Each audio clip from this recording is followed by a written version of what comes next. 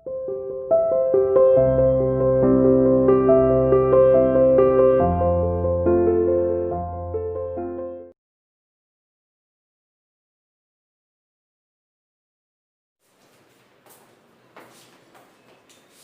class, this is your English teacher and I welcome you to your online revision classes. So, हम पढ़ रहे हैं हमारा chapter a truly beautiful mind mean to say that कि हम revise कर रहे हैं हमारा chapter a truly beautiful mind.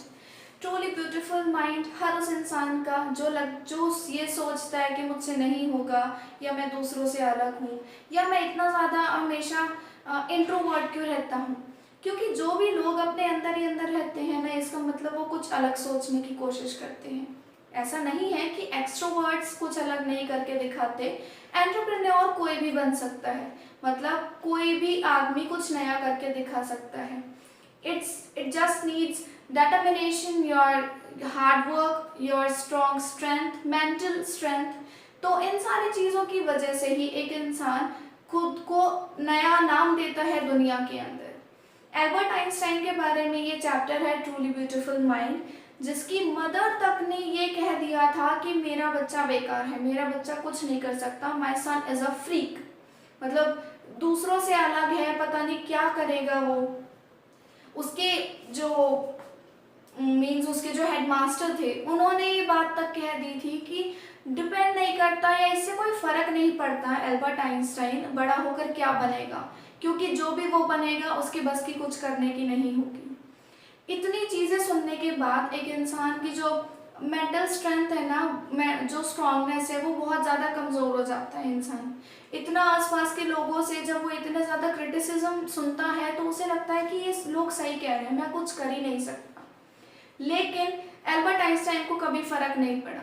वो एक बहुत ही माइंडेड इंसान थे, हमेशा आगे की सोच कर चलने वाले इंसान थे, और उन्होंने कभी इस चीज़ से उन्हें फ़र्क नहीं पड़ा कि आसपास वाले क्या सोचते हैं या मेरे बारे में उनके क्या विचार हैं। सबसे पहले जब वो छोटे थे वहीं से ही शुरुआत करते हैं कि उन्हें मैकेनिकल टॉयज़ बहुत ज़्यादा पसंद थे। मैकेनिकल टॉयज़ वो टॉयज़ हैं जिसमें किसी भी तरीके की मशीनरी यूज़ होती है। तो उनकी जो हॉबी थी वो मैकेनिकल चीज़ों के लिए थी, ठीक है। अब मैकेनिकल चीज़ें जब उनको पसंद थी तो उनकी बहन तक को देखकर उन्होंने ये कहा था कि वैसे तो ठीक है लेकिन इसके पहिए नहीं दिखाई दे रहे, because he did not know at that time कि एक ह्यूमन किस तरीके से अलग है एक मशीन से। It was his innocence. एक अच्छी खासी एज तक होने के बाद भी ही कुडंट स्पीक प्रॉपरली, और जब उन्होंने बोला तो ऐसा कहा जाता है कि जब उन्होंने बोला तो ये बात सबसे पहले कही थी कि please pass me the salt. That was a very clear sentence spoken by him. तो ऐसे में उनके पेरेंट्स की हैरानी ये थी कि तुमने इससे पहले कोई बात इतनी क्लियरली क्यों नहीं कही। उनकी जो थिंकिंग थी वो ये थी कि हर चीज़ का अपना एक टाइम होता है, हर चीज़ एक टाइम के साथ होती है। तो इसमें मेरे हाथ में कुछ नहीं था कि मैं पैदा होते ही बोलने लग जाता। That was his thinking. तो जब क्लियरली उन्होंने बोलना शुरू किया, अब उनके आसपास वाले लोग उन्हें पसंद नहीं करते थे। उनके फ्रेंड्स उन्हें ब्रदर बोरिंग बुलाते थे, मतलब बोरिंग भाई, क्योंकि हमेशा वो अपने अंदर ही रहना चाहते थे, उन्हें दूसरों से कोई फर्क नहीं पड़ता था। He was a very introvert person. Introvert मतलब जो अंदर ही अंदर रहता है, उसे दूसरे लोगों से घुलना मिलना ज़्यादा पसंद नहीं होता। अब जब स्कूल में वो रहते हैं तो उनके टीचर्स से कभी उनकी नहीं बन पाती है, मतलब एक अच्छी बॉन्डिंग क्रिएट नहीं हो पाई उनके टीचर्स से, क्योंकि वो हमेशा स्कूल के रूल्स रेगुलेशंस के अगेंस्ट रहे। स्कूल के जो रूल्स रेगुलेशंस थे वो इस चीज़ पर फोकस करते हैं, इस चीज़ पर प्रेशर डालते हैं कि जो बच्चे हैं अगर उन्हें याद नहीं हो रहा तो वो रट्टा मारे, पर वो याद करें, चाहे रट्टे से करें, चाहे क्रैमिंग करें, या फिर उनकी अंडरस्टैंडिंग हो। एल्बर्ट आइंस्टाइन का मानना था कि जब क्रैमिंग ही करनी है तो फिर समझे क्यों, हर चीज़ की क्रैमिंग क्यों ना कर लें। ये चीज़ उन्हें बिल्कुल भी पसंद नहीं थी, क्योंकि ये उनके स्कूल वालों की थिंकिंग थी।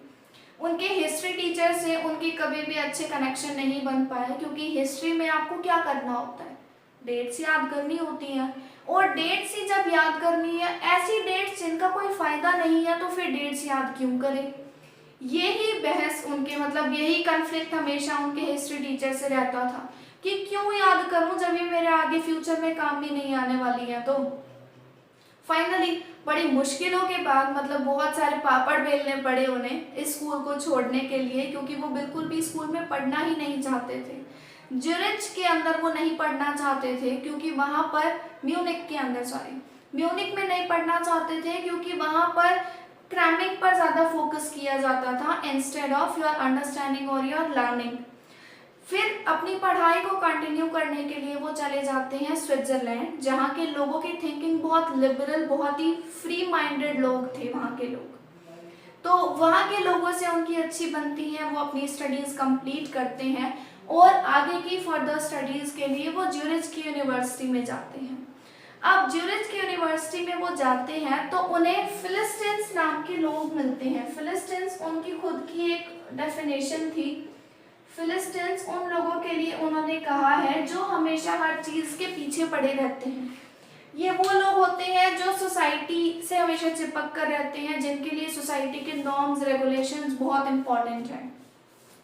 वही मतलब चार लोग क्या कहेंगे वाली बात सुनी है ना, तो वो चार लोग ये फिलिस्टीन्स ही हैं। तो फिलिस्टीन से हमेशा, जबकि वो अपोजिट रहते थे, ऐसे में उन्हें एक लड़की मिलती है मिलेवा मैरिक नाम की। मिलेवा मैरिक में उन्हें एक अपना साथी दिखाई देता है, अपनी एक कंपेनियन दिखाई देती है, क्योंकि मिलेवा मैरिक की जो थिंकिंग थी वो बिल्कुल उनके जैसी थी। ठीक है, अब मिलेवा से मिलने के बाद उन्हें ऐसा लगा कि मेरी थिंकिंग गलत नहीं है, मैं जो सोचता हूँ बाकी लोग भी वैसा सोच सकते हैं। मिलेवा के साथ उनकी बॉन्डिंग बहुत अच्छी रही क्योंकि दोनों की थिंकिंग सेम थी। उनकी मदर ने बहुत बार उनको कहा साथ ना रहने के लिए, इवन शादी ना करने के लिए भी, लेकिन थोड़े टाइम तो उन्होंने अपनी मदर की बात मानी। फिर उसके बाद उन्होंने मिलेवा से शादी कर ली। अब जब दो एक जैसी थिंकिंग के लोग मिलते हैं ना, तो मतलब बैलेंस बनाना जब जरूरी हो जाता है और बैलेंस बनाने को कोई तैयार नहीं होता तो ऐसा रिलेशनशिप नहीं चलता। अगर आप और आपके फ्रेंड बराबर के बराबर के होशियार हैं तो आप दोनों में कंपटीशन तो होगा। ऐसा नहीं हो सकता कि आप दोनों इकट्ठे एक जैसे होशियार हैं और आपको थोड़ा सा भी ऐसा फील ना होता हो कि मेरे फ्रेंड के नंबर मुझसे ज़्यादा कैसे आ गए, या आपके फ्रेंड को ऐसा फील ना होता हो कि इसके नंबर मुझसे कम आने चाहिए थे तो अच्छा रहता। कंपटीशन होना ज़रूरी है। यही बात आइंस्टाइन और मिलेवा में हो गई और इसी वजह से, इसी कंपटीशन की वजह से, इसी इम्बैलेंस की वजह से उनकी शादी नहीं टिक पाई।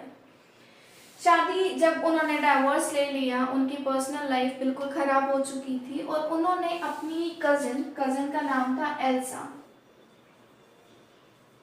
तो एल्सा से उन्होंने शादी की और एल्सा से शादी करने के बाद फिर उनकी लाइफ बहुत स्टेबल थी, ऐसा कहा जाता है।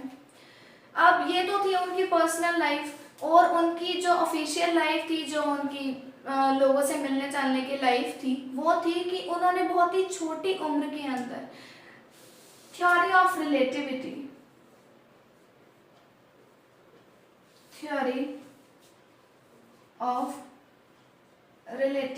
इसके अंदर इन्होंने मास, एनर्जी, इन सारी चीज़ों के अंदर जो भी कनेक्शन है, इन सारी चीज़ों को क्लियर करने की बहुत ज़्यादा कोशिश की थी। और ये थ्योरी इतनी ज़्यादा सक्सेसफुल रही थी कि उन्हें दुनिया में एक नई पहचान मिली थी और एक मतलब रिवॉल्यूशनरी पीरियड रहा था जिस टाइम पर एल्बर्ट आइंस्टाइन की एक नई पहचान बनी थी पूरी दुनिया में। उन्हें पूरी दुनिया के लोग उन्हें जानने लगे थे इस थ्योरी के इन्वेंशन के बाद से। उन्होंने जो भी कहा, जिस तरीके से भी थ्योरीज तैयार की, वो सारी प्रूव की और वो बिल्कुल 100% एक्यूरेट होती थी। ये चीज़ बहुत ही ज़्यादा अच्छी थी उनके बारे में। और बाकी और जो चीज़ें हैं, मतलब उन्होंने दुनिया में शांति बनाए रखने की बहुत ज़्यादा कोशिश की। उन्होंने हर तरीके से कैंपेन चलाया, अपने फेम को यूज़ करके उन्होंने लोगों के बीच में शांति बना के रखने की कोशिश की और हर तक मतलब लास्ट टाइम तक ये ट्राई करते रहे कि लोगों के बीच में किसी तरीके का कन्फ्लिक्ट नहीं होना चाहिए। जब न्यूक्लियर बॉम्ब या न्यूक्लियर फिजन की बात हुई थी, उस टाइम पर भी उन्होंने यूएन तक को लेटर लिखा ये समझाने के लिए कि ये चीज़ें आगे जाकर कितनी प्रॉब्लम क्रिएट कर सकती हैं, लेकिन उनकी बात किसी ने सुनी नहीं। इसीलिए मतलब जब उनकी डेथ हुई तो सारे लोग उन्हें जानते थे, क्योंकि उन्होंने अपने फेम को यूज़ किया लोग दुनिया की भलाई के लिए। तो आई होप ये सारी चीज़ें आपको समझ में आई होंगी। फिर भी कोई डाउट अगर आप फेस करते हैं या कोई पॉइंट रह जाता है उसे डिस्कस करने के लिए आप कांटेक्ट कर सकते हैं। Thank you, have a nice day.